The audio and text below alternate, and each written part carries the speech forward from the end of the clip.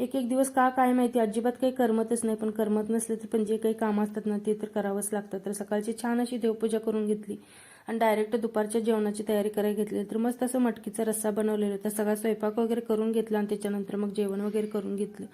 अलमारी आवरायची होती, म्हणलं साड्या इकडे तिकडे झालेल्या सगळे अलमारी वगैरे आवरून घेतली. त्याच्यानंतर मला इथं फुटाण्याची चिक्की बनवायची होती. म्हणतात की हिमोग्लोबिन वाढतं फुटाणं आणि गूळ खाल्ल्यानंतर.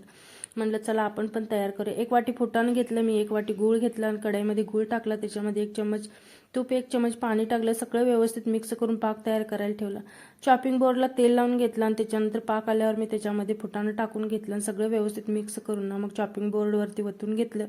सगळं व्यवस्थित उलाटण्याने पसरून घेतलं आणि माझ्याकडनं पीस करायचं राहून गेलं. तर थंड झाल्यानंतर ना मग हातानंच मग पीस करून घेतली.